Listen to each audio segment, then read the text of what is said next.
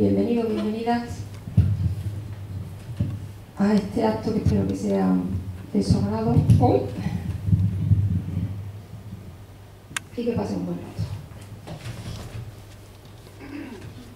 Vamos a empezar con un fandango de los manos nervios, ¿no, Tony?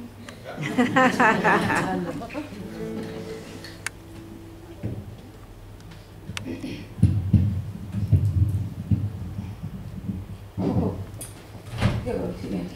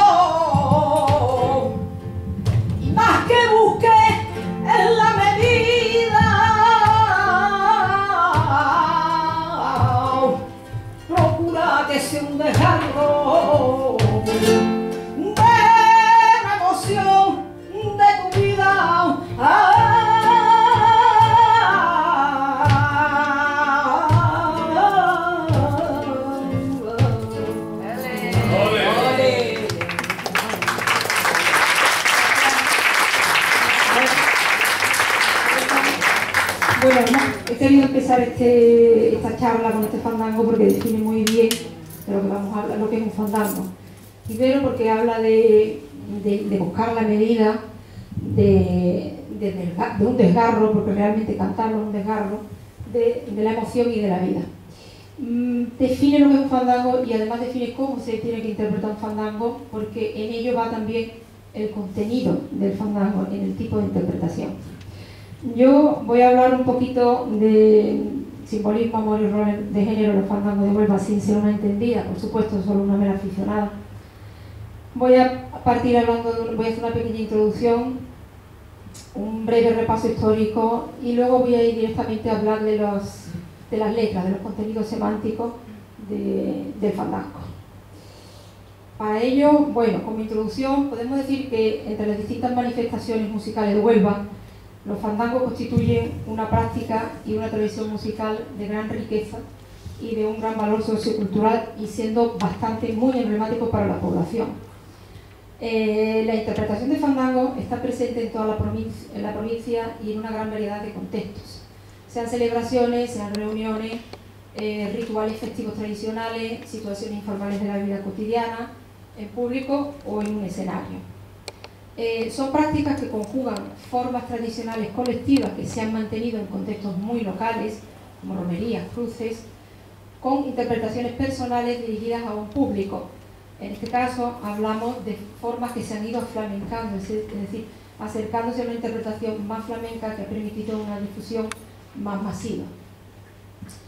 Es, como digo, una música profunda, una música con una gran variedad musical y literaria, que requiere un cierto dominio musical de la voz y aporta un placer auditivo al transmitir de manera directa sentimientos que no solo se expresan con la música y con los textos, sino también con la interpretación o con lo que vamos a llamar a partir de ahora la performance, que es un término así como más moderno. Me he perdido. Aquí está. Si partimos de la idea de que la música no refleja simplemente la realidad, sino que la construye y la cambia, esa performance, esa interpretación o ese contexto interpretativo en el que hace el fandango pasa a considerarse como parte del texto. Es un complemento al proceso de cante y es precisamente ahí, en esa interpretación, donde se hace visible la dinámica social, cultural y expresiva de una comunidad o de un grupo. Por eso una buena interpretación debe considerar, además del contenido semántico, el potencial emocional del texto. Se trata de expresar un pensamiento condensado que emocione la poesía. Y para ello voy a referirme a un fandango, una letrita que creo que resume muy bien lo que acabo de decir. Dice: el fandango la copla de más clara comprensión, y no existe otra canción que en expresiones tan cortas llegue más al corazón. Hay, como sabrán, fandangos que se bailan en romerías de la Sierra de Huelva, que es el fandango parado, que es bailado exclusivamente por hombres. Están fandangos que se cantan en grupo, como el fandango cané. Y en cambio, en otras festividades, como son las cruces, son mayoritariamente las mujeres las encargadas de cantarlo siguiendo un ritual festivo casi exclusivamente femenino. Normalmente se cantan en grupo, con instrumentos que pueden ser normalmente panderetas o algo de percusión, pero no con guitarra. La guitarra, digamos, como se le dejaba más al hombre que cantaba solista en la calle. Pero hay que decir que estas prácticas, muy representativas de la cultura tradicional y muy locales, han ido transformándose y adaptándose a las formas de vida de la sociedad actual. Son canciones que encargan experiencias de la sociedad del pasado, pero reconfiguradas en el presente. Las primeras noticias escritas que se tienen del fandango se encuentran en el siglo XVIII, especialmente en la segunda y la tercera década, donde se hace referencia expresa a fandango como fiesta y baile de los pueblos de la zona de Huelva. En algunas ocasiones, pero en pocas, en estos textos aparecen referencias a mujeres, pero ya digo que es muy poquita. Ya en el siglo XIX, final del siglo XIX, con la aparición de los cafés cantantes y el principio del XX, supusieron un impulso hacia la comercialización y profesionalización del cante. Es una época en la que se empiezan a reelaborar los cantes, los distintos estilos, las variantes de zonas, donde empezaban a proliferar intérpretes reconocidos. Y es a principios del XX donde comienza lo que hemos llamado antes su aflamencamiento. Una consecuencia directa de este aflamencamiento es que el acompañamiento a la guitarra se tiene que ralentizar, se tiene que hacer más lento porque ya no es bailable. Se separa un poquito de su carácter bailable para ceñirse más en acompañar al cante y en embellecer al cante. Se incorporan al fandango versiones aflamencadas muy personales. Son formas alejadas de los fandangos tradicionales que llegan a ser lo que hoy se llaman los fandangos naturales. Ya en el siglo XX, en los años 30 y en los años 50, la afición creció mucho, potenciada por la expansión comercial y el ambiente de bares, de clubes nocturnos, de ventas, de tabernas, pero era un ambiente exclusivamente masculino. La presencia de la mujer estaba bastante desacreditada. La mujer que formaba parte del mundo del espectáculo, es decir, la mujer que actuaba en cafés, en bares, en clubes nocturnos, en fiestas privadas, comprometía seriamente su reputación, que en esa época estaba muy asociada a una imagen sexualizada de la mujer y a una conducta un tanto licenciosa. Solo las que conseguían el estatus de profesionales eran admitidas, eran consideradas, eran miradas de otra manera. En esta época no hay apenas referencia a cantadora onubense. La participación mayoritaria de la mujer en el cante se reducía al ámbito privado y sobre todo a las músicas tradicionales de Huelva. Los fandangos, las sevillanas que se practicaban en la calle desde pequeña, las que se cantaban en fiestas familiares, en reuniones, en romerías, etc. Pero, siguiendo con este recorrido histórico, una de las cosas que más favoreció el acceso de la mujer al panorama musical, incluido el flamenco y el fandango, fue la consolidación de la radio en los hogares españoles. Más o menos en los años 40 y especialmente en los años 50. Aquí se empezaron a organizar concursos de fandango y ya en el 1961, se organizó en Huelva el primer concurso de fandangos en Radio Huelva de Radio Nacional. En este concurso del 61 participó una mujer, Antonia Fernández Peralta, Perlita de Huelva, que es la que le da el rostro, la que pone el rostro al cartel, que ya no está, pero le pone el rostro al cartel, que es una mujer que todavía vive, una mujer que tiene 80 y tantos años, muy reconocida en el mundo del flamenco y de familia muy humilde, una mujer que cantaba con sus hermanos por el puerto de Huelva, por las calles, pues para ganarse la vida, para sobrevivir. Unos años después, en otro de los concursos de la radio, llegaron a la semifinal dos mujeres, Manuela Sánchez Rodríguez, la niña de Huelva, y Fernanda Menudo Vargas. Yo me voy a, ¿podemos rápido? Me voy a detener un poquito en la niña de Huelva, una señora que murió en el 2001 en el escenario de un infarto, y me quiero detener en ella porque es una cantadora que consiguió un cierto reconocimiento entre aficionados al flamenco y que llegó a actuar en compañías muy importantes en público en Huelva y en Sevilla, como la compañía Marchena o de Valderrama. Pero su carrera se truncó al tener que trasladarse a Madrid y sobre todo pues, por culpa de su matrimonio, ya que durante los primeros años de su matrimonio permaneció apartada de la vida pública. Ella, en una de las entrevistas que le hicieron, aclara: esos años estaba casi recluida en casa, sin cantar ni viajar. En esa época los hombres eran muy celosos y no se veía bien que la mujer cantara en un escenario donde había hombres. Años después retomó su actividad en el flamenco y fue una de las que participó en la creación de la Peña Femenina de Huelva en los años 80. Esta mujer, muy amiga y muy influenciada por Enrique Morente, la niña de Huelva, siempre deseó probar nuevas experiencias musicales y poéticas.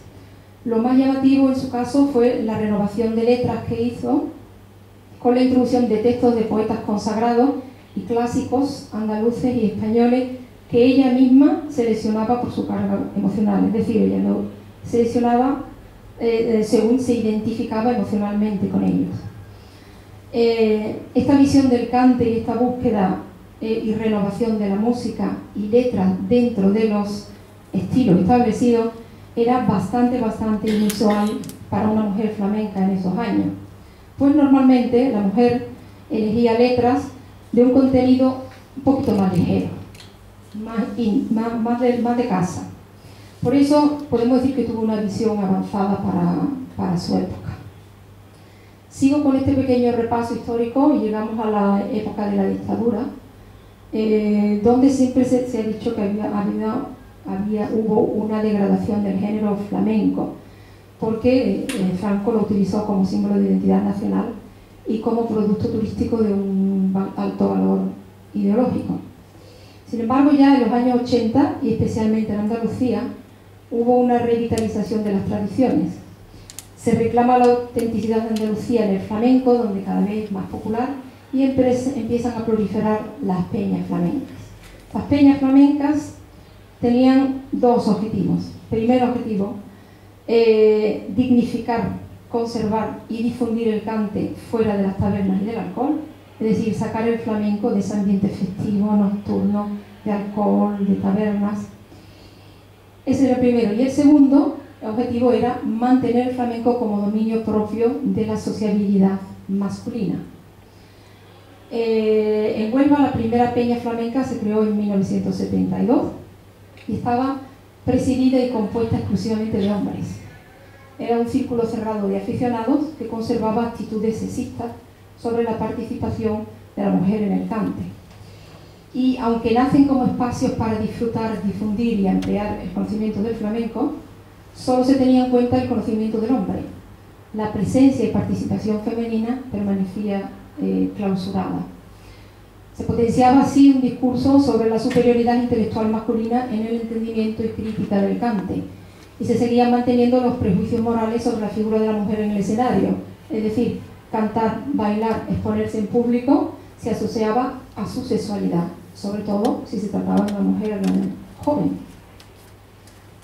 Pero la presencia de la mujer en estos ambientes de reunión o juergas masculinas también comprometía, además de comprometer su virtud y modestia pues modestia sexual como mujer, también comprometía los ambientes de reunión también comprometía el clima relajado de emociones y de bromas entre ellos, masculinas, ese ambiente masculino. Por eso durante muchos años no fueron admitidas en estos círculos ni como socias ni como espectadoras. Eso sí, si ya tenían un bagaje, o sea, si ya eran reconocidas como artistas, entonces sí, porque eso ya las dignificaba, las hacía dignas dentro del mundo flamenco. La idea de que la mujer no era capaz de entender, la idea era eso, que la mujer no podía entender el buen flamenco. Era competente para echar un ratito de fiesta, pero no para el flamenco serio. Esto verdaderamente entraba en contradicción con la propia realidad, porque muchas mujeres unubenses eran muy buenas conocedoras de los fandangos, tenían mucha experiencia en el cantar y sobre todo también en la transmisión de las letras, transmisión oral de las letras. Por eso, y es en este contexto, cuando se crea en Huelva, en noviembre del 83, la primera peña flamenca femenina. Esta peña fue creada por mujeres que habían sido excluidas de los círculos masculinos, una circunstancia muy excepcional en el panorama flamenco de esta época. Podemos decir que fue una acción colectiva de género que permitió a la mujer abrirse no solamente un espacio real en el mundo del flamenco, sino también un espacio simbólico dentro de este mundo institucional. Pues era un grupo de mujeres que compartían una experiencia parecida. Su exclusión de estos lugares de ocio y de cultura, de los que ellas querían formar parte, y su deseo expreso de intervenir en la esfera pública del flamenco. El funcionamiento de la peña femenina es paralelo al de la peña de los hombres, y si al principio su interés era ir contra las convenciones establecidas, después se centraron más en expresar la autoridad y la capacidad de la mujer en este campo. El hecho de que fueran la mayoría aficionadas proporcionó un ambiente más relajado y propició el desarrollo de expresiones más personales y menos formales del cante y del baile. Como dato curioso, el primer concurso de fandango femenino en Radio Huelva se hizo en el 96. El primero fue en el 61, el femenino fue en el 96, 30 y pico años después. Hay una letrita de un tango de uno de los discos de la Peña Femenina de Huelva que me viene muy bien ahora y que la voy muy explicativa. Dice: las dos puertas de mi peña están abiertas para el arte, porque con el arte sueño. Que el flamenco lo sentimos como lo sienten los hombres, pero no lo presumimos. Después llegamos ya a los años 90, la participación femenina cobra una gran fuerza en los años 90, especialmente en el siglo XXI. Numerosas mujeres han desarrollado su carrera haciendo un gran esfuerzo para poner en valor sus capacidades en la escena pública y cuestionando con ello muchos estereotipos. Hoy las mujeres siguen buscando formas de expresar su valía, especialmente en el cante y el baile, pero su presencia sigue siendo minoritaria en la guitarra. Quizás influya la falta de referentes femeninos en la guitarra, las dificultades del acceso a un aprendizaje técnico o quizás la falta de oportunidades. Sin embargo, la presencia actual de mujeres en el cante de Huelva es bastante llamativa. Como ejemplo podemos decir, puedo citar a Maite Martín, que no es de Huelva, pero bueno, que no solamente esta cantadora no solamente ha transgredido estereotipos de género en el cante, sino que también ha aportado su experiencia como compositora y también como guitarrista, que lo es.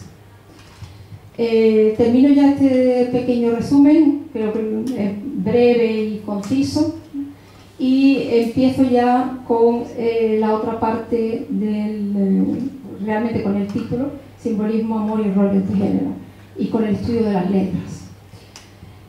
Primero voy a decir por qué he elegido este título, y he elegido simbolismo porque la música simboliza imágenes, expresa ideas, valores culturales que conforman y que además explican la realidad. He utilizado la palabra amor porque es el ámbito en el que la mujer tiene más presencia en este campo. Y roles de género porque me interesaba constatar cómo la ideología de género afecta a la conducta musical y cómo la conducta musical refleja ideologías de género y nociones de poder o de valor.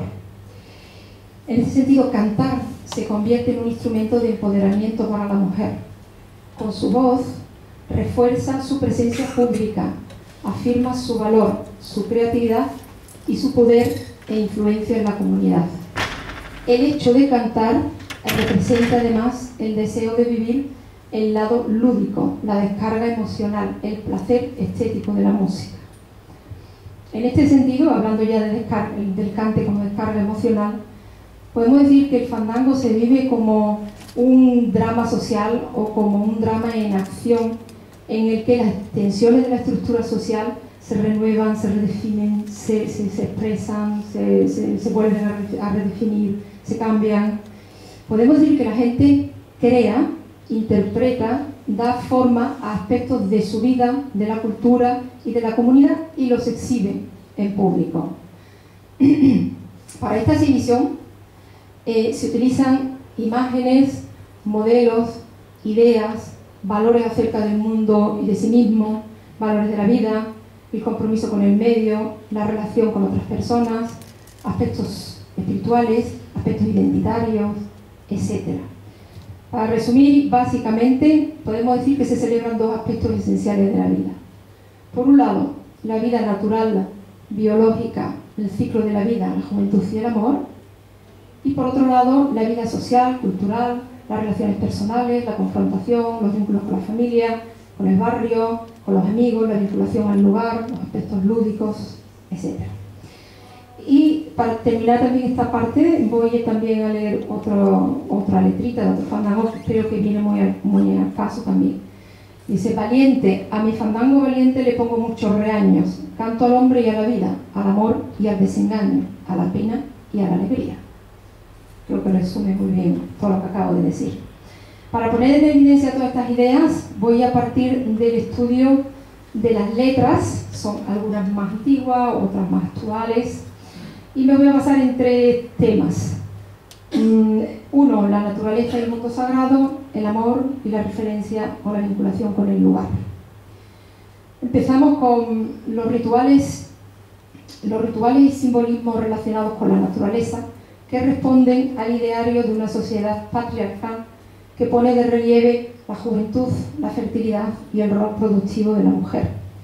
Son modelos de comportamiento tradicionalmente femeninos que presentan a la mujer como guardiana de estas ideas, un concepto, por cierto, muy influenciado por la cultura religiosa, donde la mujer es considerada como mediadora con el mundo sagrado. Así nos encontramos algunas identificaciones, veis diciendo algunos apartados. Por ejemplo, tenemos, para explicar esta relación con la naturaleza, se produce una identificación en muchas letras entre la belleza femenina y una naturaleza ideal, una naturaleza de flores, de cielo, luna, primavera, bonita. Y así tenemos letras como estas. La conocí una mañana cuando del templo salía, y en la mata de su pelo yo vi cómo se escondía la aurora muerta de celos.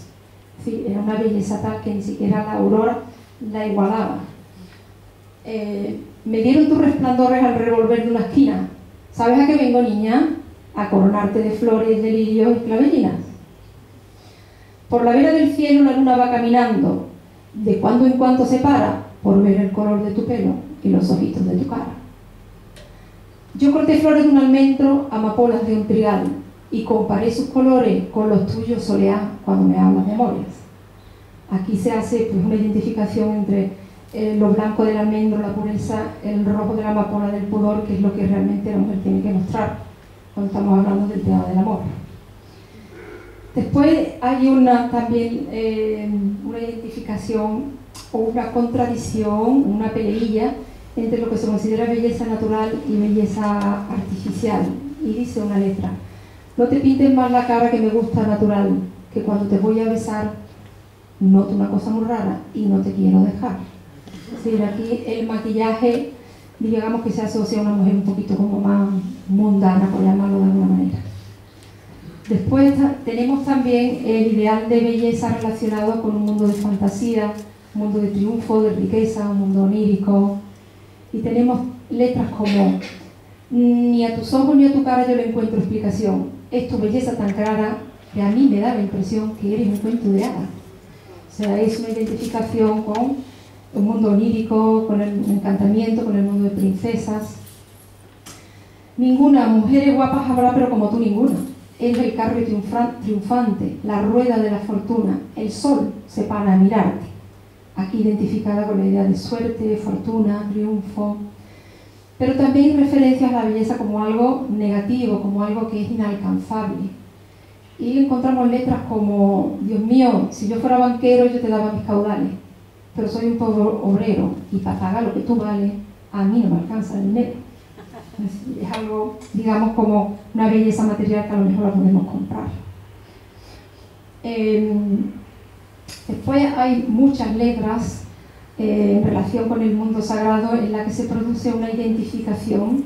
Ahí hay un triángulo entre mujer, madre, virgen o imagen sagrada. Y les voy a leer la primera, que es bastante intensa. Dice: espiga que no da trigo, abejas que no dan miel, mujer que no da cariño, no deberían de nacer. Es decir, si la naturaleza de la espiga es dar trigo, si la naturaleza de la abeja es dar miel, la naturaleza de la mujer es dar cariño. ¿A quién? Pues supongo al hijo, al marido, al hogar. No hay hombre como Dios, ni mujer como María, ni amor como el de una madre, ni luz como la del día. Más claro, imposible. Y esta que a mí me llamó, cuando la vi, me llamó especialmente la atención. Dice: tengo una santa en mi casa que se parece a mi madre, y es tanta la semejanza que ni el mismo Dios sabe quién es mi madre y quién es la santa. Ay, una identificación absoluta entre madre y mujer, virgen o imagen sagrada. También en este sentido, y relacionado con la naturaleza, también está presente la mujer que no ha conseguido su... Perdón. Mire, perdone, por ahí, pues mejor por eso, porque te la acompaña. Si me encendéis la luz.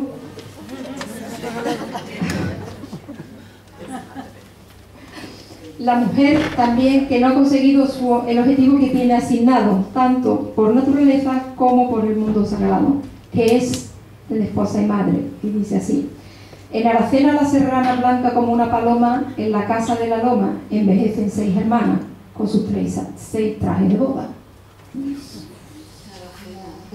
Aracena, sí, sí. Estos valores ideológicos y de roles sexuales propios de una sociedad rural tradicional presentan a la mujer, además de, como hemos visto, madre, procreadora y protectora, la presenta también como garante de la virtud y de la pureza sexual. Entonces hay referencias a esa mujer, o en cantes a esa mujer pura, honrada. Es decir, tenemos por un lado la mujer buena y tenemos en el otro lado la balanza mala. No hay una cosa intermedia. Y le dice uno al amigo, para prevenirlo: amigo, tú ten cuidado, que hay 2 clases de mujeres, las que viven del pecado y las que solo te quieren con amor puro y honrado. Bajan 2 niñas morenas por la calle de la Muela, una se llama Inocencia y la otra Magdalena, las 2 son mi penitencia. Y aquí tenemos un hombre que está atraído por 2 mujeres absolutamente definidas por el nombre. Curiosamente una se llama Inocencia, curiosamente una se llama Magdalena. También tenemos, bueno, por supuesto, tenemos la mujer honrada, pero también tenemos la mujer falsa, la mujer mala, la mujer culpa, la mujer culpable. Hay algunas referencias en las letras, en los contenidos semánticos muy explícitas, muy directas. A la mujer hay que quererla y engañarla en el amor, no tratar de comprenderla porque se pierde la razón. A la mujer no hay quien la entienda. O la hice pecar. Bueno, tengo que parar un poquito. Porque dice: la hice pecar y pecó, pero ella tuvo la culpa. Pues ni había bebido vino yo, ni amarrada fue a mi mula. Yo le canté por al horno y se vino a mi casa a comer pan de mi horno. No sabemos qué es Chopin, qué significa la metáfora esa de comer pan de mi horno. Luego también hay referencias directas a la violencia partiendo de una culpabilidad de la mujer. Y dice: es que la venganza yo busqué, matando a quien me ha ofendido. Que a mí me perdone Dios, que quien quiere una mujer puede perder la razón. O referencia a la reputación, que este ya es un mal asunto. Dice: tú traes el pelo mojado del relente de la noche, los ojos de haber llorado, y te faltan todos los broches del vestido que te han regalado. Vale. También se da, hay letras en las que se relaciona a la mujer con objetos o con cosas que pertenecen al mundo masculino. Y por supuesto la comparación que se hace es negativa siempre. voy a leer dos letras, en una identificación, una comparación con el caballo y en otra con el vino, que son verdaderamente conceptos que pertenecen mucho a ese mundo masculino. Dice: antes de llegar a tu puerta mi caballo se paró, parecía que presentía que le ibas a hacer traición y volverse para atrás quería. En este caso tenemos como el caballo, un animal noble domesticado que le imprime al jinete un cierto carisma, una cierta virilidad. Tiene enfrente a una mujer traidora que incluso el caballo se vuelve, es decir, que la mujer queda por debajo del caballo en ese sentido. O porque es un capricho mío, yo tengo un caballo bayo, le echo muy bien de comer para llevarla al rocío, con una buena mujer. ¿Sí? La mujer, digamos, el complemento al caballo. Dicen que el vino divierte al hombre que está amargado. Muchas veces lo he tomado para conseguir aborrecerte y hasta el vino me ha engañado. Vino, mujer. Y esto es muy divertido. Solo cuando estás bebido te acuerdas de mi querer. Permita Dios que te bebas Sanlúcar, Puerto y Jerez con toda su bodega. Bueno, este simbolismo pertenece al modelo heterosexual dominante, a roles definidos. No se producen otras posiciones diferentes a la pareja heterosexual. Se ocultan o disimulan esas otras posiciones de género, aunque actualmente esta situación va cambiando mucho. Y antes, para introducir el tema del amor, Antonio, vamos a ir por la perlita. Vamos a hacer un fandango de mi admirada perlita de Huelva. Y así ya, un poquito, ¿no?